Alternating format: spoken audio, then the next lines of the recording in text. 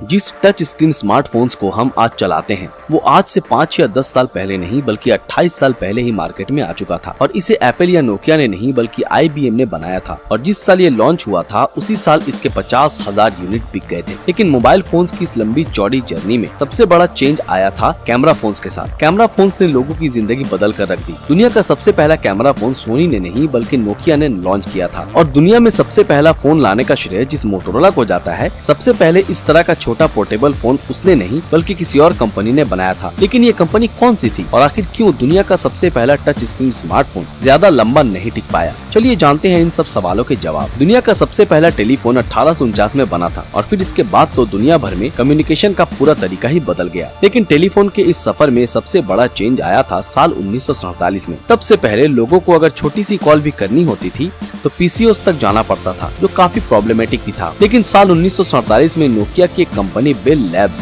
एक ऐसा telephone system बनाती है जो कार्स में लगता था और पोर्टेबल था, यानी कोई भी इंसान इसे अपनी कार में लगवाकर इसे कहीं पर भी साथ में ले जा सकता था। लैब्स का ये टेलीफोन बहुत ज्यादा पॉपुलर हुआ। लेकिन इस टेलीफोन की सबसे बड़ी खामी ये थी कि एक तो इसकी मशीन बहुत बड़ी होती थी और दूसरा कि इसका डायल घुमाने में बहुत ज्यादा टाइम लगता था, जिस कारण इसे प्रॉपर पोर्टेबल टेलीफोन नहीं माना गया। लेकिन नोकिया के इसी सेल्यूलर फोन के कॉन्सेप्ट के कारण मोटोरोला के इंजीनियर मार्टिन कूपर को एक प्रॉपर सेल्यूलर फोन बनाने का आइडिया आया और उन्होंने द डायनाटेक 8000X बनाया। लेकिन जब 1973 में ये फोन बनकर तैयार हुआ तब ये बहुत ज्यादा भारी भरकम और पकड़ने में मुश्किल था। इसलिए इसके ठीक 10 साल बाद 743 करोड़ रुपए खर्च कर मोटोरोला ने डायनाटेक नाम का एक नया फोन मार्केट में उतारा। ये फोन सिर्फ 10 इंच लंबा और 790 ग्राम वजनी था, जिस कारण इसे हाथ में पकड़ना काफी इजी था। लेकिन इस फोन की सबसे बड़ी खामी ये थी कि इस फोन को 10 घंटे चार्ज करने के बाद भी ये सिर्फ 35 मिनट ही चलता था और इसकी मेमोरी भी बहुत कम थी। इसमें सिर्फ एक साथ 30 कॉन्टैक्ट ही सेव किए जा सकते थे। फिर भी इतनी कम बैटरी और मेमोरी के बाद भी उस वक्त के लोगों को इस फोन के लिए 3 लाख रुपए देने पड़ते थे, जो कि आज के वक्त में 7 लाख होते हैं। ये बात 1983 की थी, इसलिए उस वक्त के लोग सिर्फ एक फोन के चक्कर में इतने पैसे खर्च करने को भी तैयार थे। हालांकि मोटोरोला जानता था कि बहुत लंबे वक्त तक लोग इतने भारी भरकम फोन को नहीं उठाने वाले हैं। इसलिए इस फोन के ठीक 6 साल बाद 1989 में मोटोरोला दुनिया का सबसे पहला फ्लिप फोन का आविष्कार करता है। माइक्रोटेक 9800X के नाम से जाना जाने वाला ये फोन एक वॉकी टॉकी की तरह दिखता था। मोटोरोला के फ्लिप फोन के कुछ समय बाद ही नोकिया अपना खुद का एक नया फोन लॉन्च करता है। ये फोन कहीं पर भी साथ में ले जाया जा सकता था और इसे जेब में या फिर हाथों में भी आसानी से रखा जा सकता था। सस्ते फोन्स के कारण नोकिया की पॉपुलैरिटी बहुत तेजी से बढ़ रही थी और इसी पॉपुलैरिटी को देखकर घबराए हुए मोटोरोला ने स्टारटेक लॉन्च किया। ये फोन जबरदस्त हिट हुआ और मोटोरोला ने इसके 60 मिलियन यूनिट बेचे। इस फोन ने लोगों को काफी अट्रैक्ट किया। लेकिन अब तक मार्केट में जितने भी फोन थे सब के सब ब्लैक एंड व्हाइट थे। पर साल 1998 में सीमेंस S10 लॉन्च होता है। ये दुनिया का पहला कलरफुल डिस्प्ले वाला फोन था और 2001 से 2003 के बीच ऐसे ऐसे फोन्स आए जिनमें ब्लूटूथ से लेकर ईमेल तक सारे फंक्शंस थे। अब इन सब फंक्शंस के आने के बाद मोबाइल फोन हिस्ट्री का सबसे इम्पोर्टेंट चेंज आता है साल 2000 में,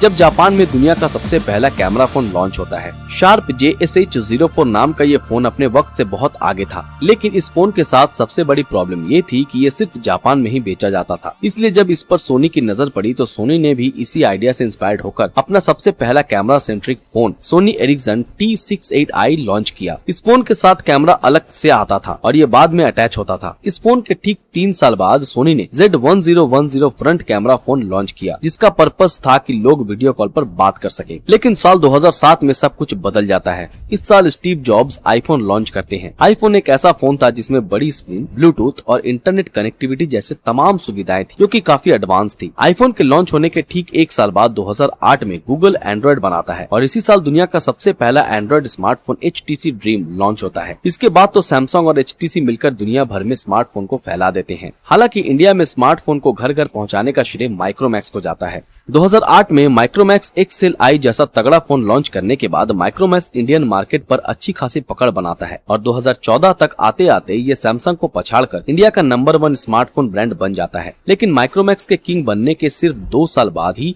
जियो लॉन्च होती है और माइक्रोमैक्स खुद को इतने तेज नेटवर्क के लिए बदल नहीं पाता, जिस कारण देखते ही देखते इंडिया का ये नंबर 1 ब्रांड मार्केट से आउट हो जाता है और ओप्पो, वीवो और Xiaomi जैसे चाइनीज ब्रांड इंडिया में अपनी पकड़ मजबूत कर लेते हैं। लेकिन माइक्रोमैक्स के अलावा नोकिया और मोटोरोला भी ऐसे ही ब्रांड है जो वक्त के साथ खुद को नहीं बदल पाए। और पीछे छूट गए। जब पूरी दुनिया एंड्रॉइड की तरफ जा रही थी तब नोकिया और मोटोरोला ने एंड्रॉइड नहीं अपनाया, जिस कारण लोगों ने इन्हें अपनाने से इनकार कर दिया और ये दोनों पीछे छूट। एक समय इन दोनों कंपनीज ने लगभग पूरी दुनिया के मोबाइल मार्केट पर कब्जा कर रखा था, लेकिन कमर्शियलाइजेशन नहीं होने के कारण ये कंपनीज कंपटीशन को टक्कर नहीं दे पाई। इस समय जहां पर सैमसंग और एप्पल एडवर्टाइजमेंट पर बहुत ज्यादा ध्यान दे रहे थे, वहीं ये दोनों कंपनीज इस मामले में कुछ भी नहीं कर रही थी। सैमसंग ने जब S6 लॉन्च किया तब उसने इसका एडवर्टाइजमेंट इस तरह से किया कि उस वक्त के टॉप 3 स्मार्टफोन्स में शामिल हो गया। वीवो और ओप्पो जैसी चाइनीज कंपनीज ने भी इस बात का पूरा ध्यान रखा, जिस कारण साल 2017 में ओप्पो और वीवो ने सिर्फ इंडिया में अपनी मार्केटिंग के लिए 2200 करोड़ रुपए खर्च किए। ये चाइनीज स्मार्टफोन कंपनीज आज न सिर्फ इंडिया में मार्केट लीडर है बल्कि ये वर्ल्ड वाइड भी स्मार्टफोन मार्केट में टॉप पर है। ये कंपनीज अपने यूजर्स को एकदम टॉप नॉच हार्डवेयर और सॉफ्टवेयर का एक्सपीरियंस देने की कोशिश करती है, लेकिन वही नोकिया, मोटोरोला और सोनी ने एक्सपेरिमेंट्स के लिए ना कह दिया, जिस कारण लोगों ने इन्हें ना कह दिया। पिछले साल जब पैंडेमिक की वजह से कोई भी इंडस्ट्री ठीक से काम नहीं कर पा रही थी, तब भी इस स्मार्टफोन कंपनीज ने अपनी एडवर्टाइजमेंट के लिए 1200 करोड़ रुपए खर्च किए। अब तक अगर आपने वीडियो को पूरा देखा है तो आपको पता चल चुका होगा कि 1983 से लेकर अब तक फोन कितने एडवांस हो गए हैं, लेकिन सोचिए कि आने वाले वक्त में यही स्मार्टफोन कहां पर पहुंचने वाले हैं। आपकी इस बारे में क्या राय है, हमें कमेंट में जरूर बताएं। दोस्तों आज के लिए बस इतना ही। अगर ये वीडियो आप लोगों को पसंद आए तो इस वीडियो को लाइक और ज्यादा से ज्यादा शेयर जरूर करें। तो फिर मिलते हैं आपके साथ अगले वीडियो में, तब तक के लिए अलविदा।